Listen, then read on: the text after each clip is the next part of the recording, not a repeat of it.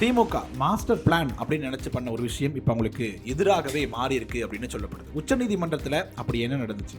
வழக்கு தள்ளுபடி செஞ்சிருவோம் அப்படின்னு நீதிபதிகள் சொன்னதால தான் நாங்கள் வாபஸ் வாங்கியிருக்காங்க அப்படின்னு சொல்லப்படக்கூடிய அதே வேளையில் இன்னொரு பக்கம் நாங்கள் வழக்கை வாபஸ் வாங்கிட்டு 3 நீதிபதிகள் கொண்ட அந்த சிபிஐ வழக்கு விசாரணையை மேற்பார்வை பண்றாங்க இல்லையா, அவங்கள்ட்ட நாங்கள் தாக்கல் பண்ண போறோம் அப்படின்னு திமுக தரப்புல சொல்லியிருக்கிறாங்க. உண்மையாகவே திமுக தமிழ்நாட்டினுடைய முதலமைச்சர் வந்து கரூருக்கு செல்லக்கூடாது அப்படின்னு வழக்கு தொடர்ந்தாங்களா, இல்லை கரூருக்கு போயிட்டு இந்த வழக்கு தொடர்பாக இன்ஃப்ளூயன்ஸ் பண்ற மாதிரி எதுவும் பேசக்கூடாது, அதே மாதிரி எந்த ஒரு நலத்திட்டங்களையும் சிபிஐனுடைய வழிகாட்டுதலாம் கொடுக்க கூடாது அப்படின்னு ஒரு வழக்கை தொடர்ந்தாங்களா அப்படிங்கிற மிகப்பெரிய ஒரு கேள்வி இந்த இடத்துல இருந்தது. அதையும் தாண்டி ஆதவ் அர்ஜுனா அவர்கள் மீது நீதிமன்ற அவமதிப்பு வழக்கு தொடர போறோம் அப்படின்னும், நீ உச்சநீதிமன்றத்தில் இந்த ஒரு வழக்கை பொறுத்த வரைக்கும் யாருக்கு வெற்றி யாருக்கு தோல்வி, எது நரேட்டிவாக செட் பண்ண முடியும் முழுசா பேசலாம் வாங்க.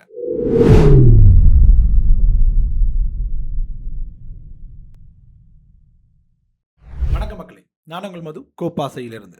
முதல்ல ஜூலை 10, 11 2 நாட்கள் அரசு முறை பயணமாக தமிழ்நாட்டினுடைய முதலமைச்சர் வந்து விஜய் அவர்கள் வந்து நம்ம கரூருக்கு செல்கிறார். அங்கே வந்து 41 பேர், அதாவது அந்த கூட்ட நெரிசலில் உயிரிழந்த 41 குடும்பங்களை சந்தித்து அவங்களுக்கு வந்து பல்வேறு நலத்திட்டங்கள் வழங்க போகிறார் அப்படின்னு சொல்லப்பட்டாங்க. அதையும் தாண்டி அவங்களுக்கு குடும்பத்தில் ஒருவருக்கு வந்து அரசு பணி வழங்க போறாங்க அப்படிங்கிற மாதிரியான பேச்சு அடிபட்டு இருக்கக்கூடிய இந்த சூழ்நிலையில் திமுக ஒரு வழக்கை உச்சநீதிமன்றத்தில் தாக்கல் பண்றாங்க. அது என்ன வழக்கு அப்படின்னா, கரூர் 41 உயிரிழந்த தொடர்பாக நீங்கள் விஜய் அவர்கள் வந்து நேரடியாக முதலமைச்சராக இருக்கக்கூடிய விஜய் அவர்கள் நேரடியாக கரூர் சென்றார் அப்படின்னா அது வந்து இன்ஃப்ளூயன்ஸ் பண்ணும், அங்கே இருக்கக்கூடிய மக்களை வந்து இன்ஃப்ளூயன்ஸ் பண்ணும், அங்கே கொடுக்கக்கூடிய நலத்திட்டங்கள் இந்த வழக்கை விசாரணை வந்து மாற்றுப்பாதைக்கு எடுத்து செல்லிடும், அதனால அவர் வந்து அங்கே செல்லக்கூடாது அப்படிங்கிற தொடர்பாகவும், அதே மாதிரி இந்த வழக்கு தொடர்பாக எதுவும் பேசக்கூடாது அப்படின்னும், நலத்திட்டங்கள் ஒருவேளை வழங்குறாங்க அப்படின்னா அது இந்த வழக்கை விசாரிச்சிருக்கக்கூடிய சிபிஐ குழுவினுடைய வழிகாட்டுதலின்படி தான் கொடுக்கணும் அப்படிங்கிற மாதிரி ஒரு வழக்கை வந்து திமுக வந்து போடுறாங்க. அங்கே வந்து விசாரணைக்கு இன்னைக்கு வந்து வருது. அப்போ வந்து பேசும்பொழுது திமுக வழக்கறிஞர்கள் வந்து குற்றவாளியாக இருக்கக்கூடிய விஜய் அவர்கள் அப்படிங்கிற ஒரு வார்த்தையை பயன்படுத்துறாங்க. அதற்கு நீதிபதிகள் கடுமையான ஒரு கண்டனத்தை சொல்றாங்க. எப்படி நீங்க குற்றவாளிகள் சொல்ல முடியும்? அவரோட பெயர் எஃப்ஐஆர்ல இல்ல அப்படிங்கும் போது ஒரு தமிழ்நாட்டினுடைய முதலமைச்சராக இருக்கக்கூடிய விஜய் அவர்களை நீ குற்றவாளி அப்படின்னு மென்ஷன் பண்றது எப்படி அப்படின்னு சொல்றாங்க. அதை தொடர்ந்து பேசும்பொழுது நீங்க வந்து மூத்த வழக்கறிஞர்களுடைய ஆலோசனை பெறணும், இங்க வழக்கு விசாரணையில் இது போன்ற வார்த்தைகள் நீங்க பயன்படுத்துறது கண்டனத்துக்குரியது அப்படின்னு சொல்றாங்க.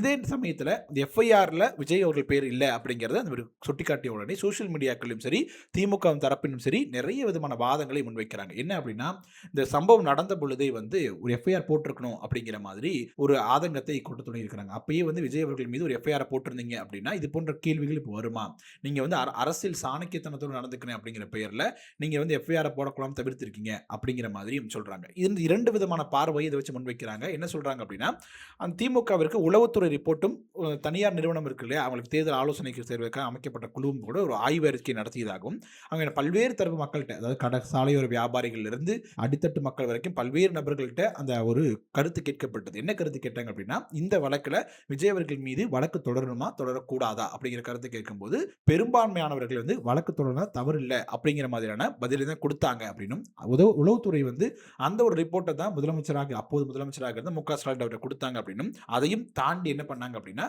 முதலமைச்சர் அவர்கள் வந்து வழக்கு தொடரல, எஃப்ஐஆர்ல ஒரு பெயரும் சேர்க்கப்படலை அப்படிங்கிறதும் சொல்லப்பட்டது. இது ஏன் முதலமைச்சர் இது போன்ற முடிவு எடுக்கிறார் அப்படின்னா, ஒருவேளை விஜய் அவர்கள் மீது வழக்கு தொடர்ந்திருந்தா எஃப்ஐஆர்ல பேர் இருந்துச்சு அப்படின்னா அது அனுதாப ஓட்டுகளாக மாற்றுவதற்கான வாய்ப்புகள் இருக்குது. அரசு வந்து நெருக்கடி கொடுக்குது, வேண்டுமென்றே அரசியல் நுழைவதை தடுக்குது அப்படிங்கிற ஒரு நரேட்டிவ் செட் பண்ணப்படும். அதன் காரணமாக அது பேக் ஃபயர் ஆகி நம்ம திமுகவினுடைய வாக்கு வங்கி சரிச்சிடும் அப்படிங்கிறத கணக்கு போட்டாங்க.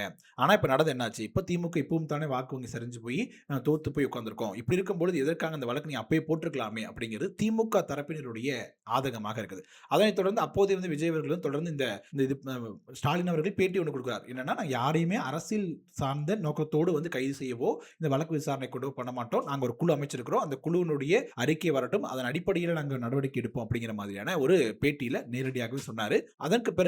அதற்கு பிறகு வீடியோ வெளியிட்ட அப்போது தாவேக்க தலைவர் விஜய் அவர்கள் வந்து நேரடியாக ஒரு சவாலை வந்து மு.க. ஸ்டாலின் அவர்களுக்கு விடுத்தாரு. என்னன்னா, என் மீது வழக்கு தொடருங்க அப்படிங்கிற துணியில அவர் பேசினார். அதாவது டார்கெட் செய்யப்படுறேன், நான் வந்து டார்கெட் செய்யப்படுறேன், என் மீது வழக்கு தொடருங்க, மற்றவங்களை விட்டுருங்க அப்படிங்கிற மாதிரி ஒரு பேட்டி ஒரு வீடியோ வந்து வெளியிட்டார் அப்படிங்கிறது நம்ம கவனிக்க வேண்டிய விஷயமாக இருக்குது. ஸோ இப்போ இந்த எஃப்ஐஆர்ல விஜய் அவர்கள் பேர் இல்லை அப்படிங்கிறது தான் இப்போ வந்து மிகப்பெரிய ஒரு விவாத பொருளாக பேசப்பட்டிருக்கும் பொழுது, நீ அப்பயே வாய்ப்பு கிடைச்ச பொழுதே அது தவறு விட்டுட்டு, அதாவது தலையை விட்டுட்டு தும்ப பிடிச்ச காலாக இருக்குது அப்படிங்கிற மாதிரியான திமுக ஆதரவு ஆதரவாளர்களும் சரி, திமுக தரப்பினரும் தன்னுடைய ஆதங்கத்தை வெளிப்படுத்திட்டு இருக்காங்க அப்படின்னும் சொல்லப்படுது.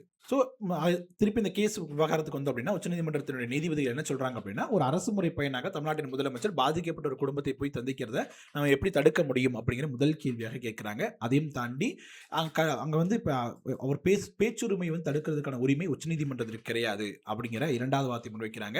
இது நிர்வாக ரீதியான ஒரு நடைமுறையை வந்து தமிழ்நாடு அரசு பண்ணும் பொழுது அதற்குள் உச்சநீதிமன்றம் தலையிடுவதற்காக முடியாது அப்படிங்கிற மாதிரியான வாதத்தை முன்வைக்கிறாங்க. இது போன்ற 3 தரப்பான வாதத்தை முன்வைக்கிறாங்க. இப்ப ஆதவர்ஜுனுடைய பேச்சு இருக்கு இல்லையா, அதாவது இதற்கு நாங்கள் வந்து கரூர் வழக்கு தொடர்பான ஒரு ஆதவர்ஜுன் சமீபத்தில் ஒரு பேச்சு இருந்தாரு. அது தொடர்பாக வாதத்தை முன்வைக்கும் பொழுது அதற்கு நீங்க அரசியல் ரீதியாகவே கருத்து தெரிவிக்கலாம், இல்ல சட்டப்பூர்வமாக வழிகள் இருந்தால் அதை நீங்க திமுக பின்பற்றலாம் அப்படிங்கிற மாதிரியும் சொல்லியிருக்கிறாங்க. சொல்லி இது நாங்கள் வந்து தள்ளுபடி செய்வதற்கான அனைத்து வாய்ப்புகளும் இருக்குது அப்படின்னும் உச்சநீதிமன்றத்தினுடைய நீதிபதிகள் சொல்றாங்க. அதற்கு பிறகு திமுக இந்த வழக்கை வந்து வாபஸ் பெற்றிருக்கிறாங்க அப்படின்னும் நம்மளால பார்க்க முடியுது. அதற்கு பிறகு திமுகவினுடைய வழக்கறிஞர் வில்சன் அவர்கள் வந்து ஒரு பேட்டி கொடுக்கிறார். அதில் என்ன சொல்றாரு அப்படின்னா, நீதிபதிகள் என்ன சொல்லியிருக்காங்க அப்படின்னா, இந்த 3 பேர் கொண்ட குழு, நீதிபதிகள் கொண்ட அக்ஸ்ரா கார்குள்ள வந்து அதற்கு வந்து வழக்கு விசாரணை முடிந்து எல்லாம் முடிந்ததுக்கு பிறகு திமுகவினுடைய வழக்கறிஞர் வில்சன் அவர்கள் வந்து ஒரு பேட்டி கொடுக்கிறார். அதில் என்ன சொல்றாரு அப்படின்னா, நீதிமன்றத்தில் என்ன நடந்துச்சு, நாங்கள் ஏன் வழக்கை வந்து வாபஸ் வாங்கணும் அப்படிங்கிற மாதிரி அவர் ஒரு விளக்கத்தை கொடுக்கிறார். அதில் என்ன சொல்லியிருக்கிறாரு அப்படின்னா, இந்த வழக்கு விசாரணை முழுவதுமாக 3 நீதிபதிகள் கொண்ட குழுவால் கண்காணிக்கப்பட்டு இருக்கு. அப்படி இருக்கும்போது அதில் இருக்கக்கூடிய எல்லா முடிவுகளையும் அவங்க தான் எடுத்துட்டு இருக்காங்க. அவங்கள்ட்ட முழு அதிகாரமும் முழு பவரும் அவர்கிட்ட தான் இருக்குது.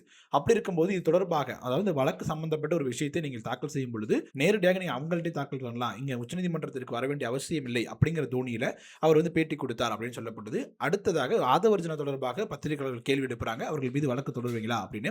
இந்த வழக்கிலேயே, அதாவது RS பாரதி தொடர்ந்து இந்த வழக்கிலேயே நீதிமன்ற அவமதிப்பு வழக்கு ஆதவர்ஜுனா அவர்கள் மீது தொடர போறோம் அப்படின்னு சொல்லியிருக்கிறாரு. அதுதான் எங்களோட நிலைப்பாடு, அடுத்த கட்ட நடவடிக்கையாக அதை தாங்க பண்ண போறோம் அப்படிங்கிற மாதிரியும் வில்சன் அவர்கள் சொல்றாரு. அடுத்த கட்ட நடவடிக்கையாக திமுக என்ன செய்ய போறாங்க அப்படின்னு கேட்கும் பொழுது, அவர் நாங்கள் வந்து இப்போ வந்து 3 நீதிபதி கொண்ட அந்த குழு, கண்காணிப்பு குழு, சிபிஐ வழக்கு விசாரணை கண்காணிப்பதற்காக உச்சநீதிமன்றத்தில் அமைக்கப்பட்ட அந்த 3 நீதிபதி கொண்ட குழு விட்டு எங்களுடைய மனுவை தாக்கல் செய்ய போறோம். இந்த மனுவில் என்ன சொல்ல போறோம் அப்படின்னா, நீதிமன்றத்தினுடைய இந்த மனுவில் என்ன சொல்ல போறோம் அப்படின்னா, கரூருக்கு நேரடியாக விஜய் அவர்கள் செல்வது அப்படிங்கிறது வந்து அந்த வழக்கு விசாரணை வந்து திசை திருப்பும் விதமாக இருக்கும், அது மக்களை இன்ஃப்ளூயன்ஸ் பண்ணும். அதையும் தாண்டி அங்க வந்து ஒரு நலத்திட்ட உதவிகள் கொடுப்பதோ இல்ல வேலை வாய்ப்பு, அரசு வேலை கொடுக்கிறது அப்படிங்கிறது இந்த வழக்கு விசாரணை வந்து மாற்றக்கூடிய விதையை செய்யும். ஏன்னா அங்க வந்து அமைச்சர்களாக இருக்கக்கூடிய நிறைய பேர் வந்து இந்த வழக்கோட தொடர்பு இருக்கிறாங்க. ஆதவர்ஜுனாக இருக்கட்டும், நயினா நாகேந்திரன் போன்ற பெயர்கள்லாம் வந்து இந்த வழக்கு விசாரணையில் வந்து இருக்குது. அப்படி இருக்கும்போது அந்த அரசை வந்து நீங்க செய்யும் பொழுது அது வந்து வழக்கு இன்ஃப்ளூயன்ஸ் பண்ணும். ஸோ இதை வந்து நீங்க இப்போ தற்காலிகமாக தடுத்து வைக்கணும் அப்படிங்கிற மாதிரியான நாங்கள் வந்து மனுவை தாக்கல் செய்ய போறோம் அப்படிங்கிற ஒரு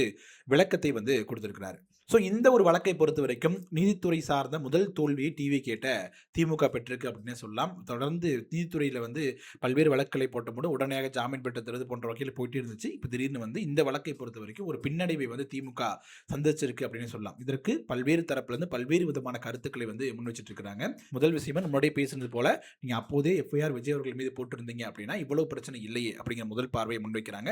அப்போ RS பாரதி அவர்கள் ஒரு பேட்டியிலே சொல்லியிருந்தார். என்ன சொல்லியிருந்தார் அப்படின்னா, அரசியல் புரிந்தவர்களுக்கு மு.க. ஸ்டாலினுடைய அந்த ஒரு நடவடிக்கை அப்படிங்கிறது சரி என்பது தெரியும். ஒருவேளை அப்ப நாங்க போட்டிருந்தோம், அது வழக்கு தொடர்ந்து நாங்க FIRல பெயர் இருந்துச்சு அப்படின்னா அது அனுதாப அலையாக மாறி இருக்கும், அதை வேறு விதமாக திசை திருப்பி இருப்பாங்க அப்படிங்கிற மாதிரியாகவும் RS பாரதி சொல்லியிருந்தாரு. அந்த ஒரு பேச்சையும் இப்போ சோசியல் மீடியாக்கள் பல்வேறு தரப்பினர்கள் அப்ப ஏன் வந்து திமுக செய்யல அப்படிங்கிறது 2 டிபேட்டாக திமுகவினருக்குள்ளேயே சோசியல் மீடியாக்கள் மாறிட்டு இருக்கு அப்படிங்கிறத நம்மளால பார்க்க முடியுது. விஜய் அவர்களுடைய ஜூலை 10ஆம் தேதி கரூர் பயணம் அப்படிங்கிறது அரசியல் சார்ந்தும் மிக முக்கியமான பயணமாக பார்க்கப்படுது. 2 பக்கமே டிவிகேவின் சரி திமுகவின் சரி இந்த பயணத்தை சுற்றி நிறைய காய்கள் அரசியல் சார்ந்து நகர்த்தப்பட்டே இருக்குது. செந்தில் பாலாஜி அவர்கள் மீது வழக்கு தொடரப்படுவதாக இருக்கட்டும், இந்த பக்கம் வந்து கரூர் செல்வது தொடர்பாகவும் அந்த கொடுக்கக்கூடிய நலத்திட்டங்கள் தொடர்பாக திமுக வழக்கு தொடர்பாக இருக்கட்டும், பல்வேறு தரப்புல அரசியல் சார்ந்த காய் நகர்த்தல்கள் அப்படிங்கிறது ஜூலை 10 கரூர் விசிட்டி தொடர்ந்து சுற்றியே நிறைய நடந்துட்டு இருக்கு அப்படிங்கிறது நம்மளால பார்க்க முடியுது.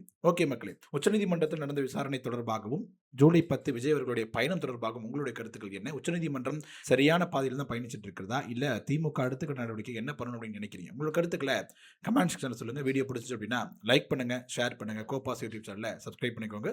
தொடர்ந்து பேசுவோம். நன்றி.